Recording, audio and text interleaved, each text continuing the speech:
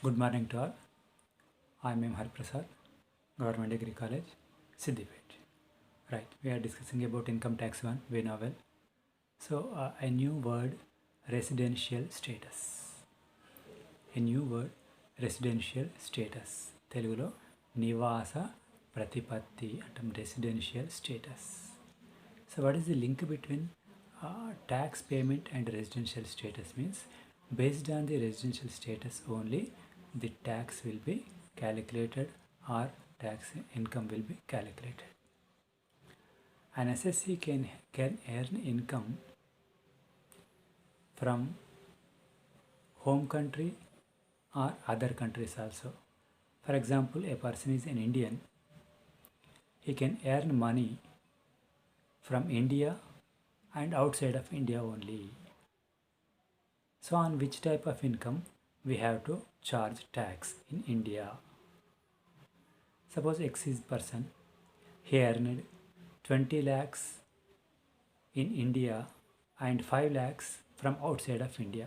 Total his income is 25 lakhs. On how much income he will be taxed in Indian Income Tax Act? That will be decided by the residential status. For this, mainly two categories are there: resident and non-resident. Resident and non-resident. If a person is resident, if a person is treated as resident, tax will be calculated on the income which is earned by him within India and outside of India also. If he is a non-resident, the tax will be calculated on income earned within the India. If he is resident, tax is levied on global income, whether it is from India or whether it is from outside of India. If he is non-resident, only Indian income will be charged or Indian income will be considered for levying tax. In previous example, a person X is there, he earned total 25 lakhs. Out of 25 lakhs, 20 lakhs is from India and 5 lakhs is from outside of India, we know well. So how tax will be charged when this question arises? So we have to see whether he is resident or whether he is non-resident. If he is resident, total 25 lakhs will be considered to levy tax.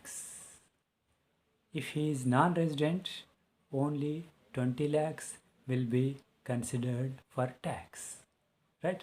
Remaining 5 lakhs will not be charged in case of non-resident, but in case of resident, Indian income and outside of Indian income also considered to charge or to calculate tax.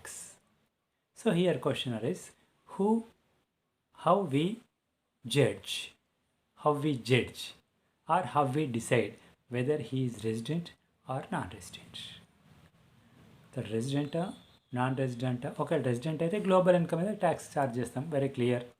Non resident అయితే only Indian income మీద tax charge చేస్తాం, very clear.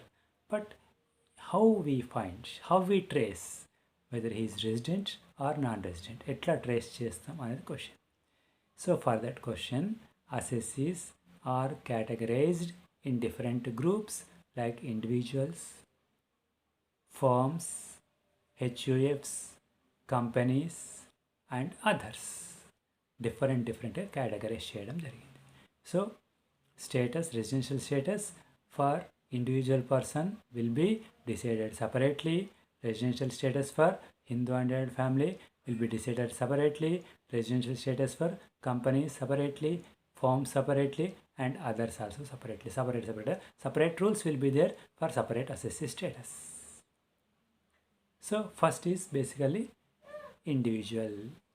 How we decide a person or a firm or an individual whether he is SSC whether he is resident or non-resident, how we decides. So that question arises. For that, there are two conditions. What are those two conditions? For individual, to decide the residential status of individual, our Income Tax Act gave two types of conditions. What are those two types of conditions? Basic conditions and secondary conditions.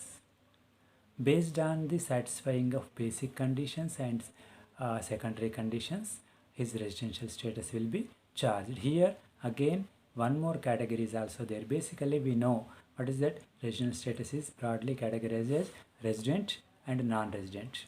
Resident again classified as resident, ordinary resident, resident but not ordinary resident. So totally three categories: resident, ordinary resident, resident but not ordinary resident, non-resident. So we have to decide three categories. So based on these basic conditions and secondary conditions. So basic conditions are two, secondary conditions also two. What are those basic conditions? Let us see. So two basic conditions are there. First basic condition is he has to live at least or minimum 182 days in India in previous year. He has to live at least or minimum 182 days in India in previous year. This is first basic condition. Another basic condition is he has to live at least or minimum 60 days in previous year and 365 days in last 4 years. These are two basic conditions. First basic condition is last year lo 182 days undali ఇండియాలో. Second condition ఏంటి? Last ఇయర్లో 60 days ఉన్నప్పటికీ అంతకంటే ముందు total ఇక్కడి నుంచి 4 years బ్యాక్లో 365 days ఇండియాలో ఉండాలి. These are two basic conditions to decide residential status. And for two additional conditions also there. In additional conditions, first one is should be resident at least 2 years in last 10 years. He should be resident at least 2 years in last 10 years. First additional condition. And second additional condition, he should stay at least 730 days in last 7 years. He should stay at least 730 days in last 7 years. So total 4 conditions. Out of these 4 conditions, first 2 conditions are basic conditions and next 2 conditions are additional conditions or secondary conditions. What are basic conditions? In previous year 182 days, first basic condition. Second condition is in previous year 65 days, in previous year 60 days and 365 days in last 4 years. 2 additional conditions. First additional condition is he should be resident at least 2 years in last 10 years and he,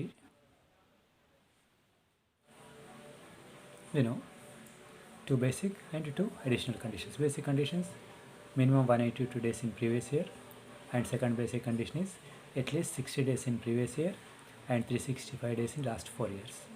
Additional conditions, at least 2 years as resident in last 10 years and 730 days in last 7 years. So based on whether he satisfies, he may satisfy one basic condition, first basic condition or second basic condition or both the basic conditions, or he may not satisfy both the basic conditions. Same way he may satisfy first additional condition or second additional condition or both additional conditions or nothing, right? So he may satisfy different ways, different situations, right? So based on this we can decide whether he is resident, ordinary resident, resident but not ordinary resident, and non-resident, right? So how it will be decided, let us see. So listen carefully. If an assessee satisfies either first basic condition or second basic condition or both the basic conditions, if he satisfies first basic condition or second basic condition or both the basic conditions, and he also satisfies 2 additional conditions. Listen carefully. We should satisfy 2 additional conditions. There is no second word. But in primary conditions, may satisfy either first or second or both, means any one or both. He should satisfy any one or both of basic conditions, and he should satisfy both the additional conditions. Then he will be treated as resident, ordinary resident. Resident, ordinary resident means basic conditions lo any one or two, but additional condition should be 2. Then he will be treated as resident and ordinary resident. Understood? If assessee satisfies any one of the basic conditions or both the basic conditions, and any one of the additional conditions or none of the additional conditions, then he will be treated as resident but not ordinary resident. Means assessee may satisfy any one or both of basic conditions. In case of additional conditions, he should satisfy any one or none. Then if assessee satisfies 2 additional conditions, ordinary resident. If assessee satisfies any one or none of additional conditions, resident but not ordinary resident. And third category is if assessee does not satisfy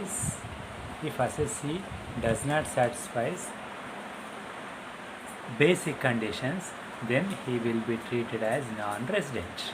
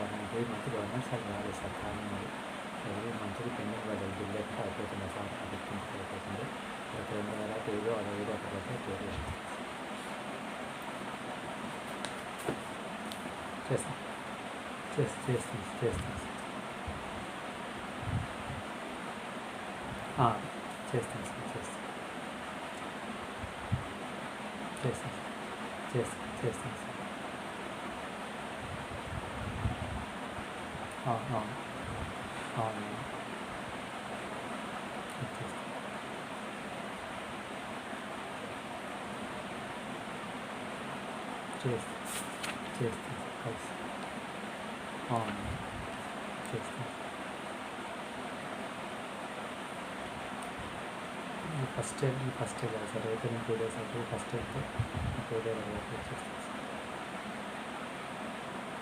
okay 30, 31 ఈ సోమవారం సోమవారం సోమ లేదా మంగళవారం చెప్పండి sir. సోమ లేదా మంగళవారం చెప్పండి sir. Second లేదా థర్డ్.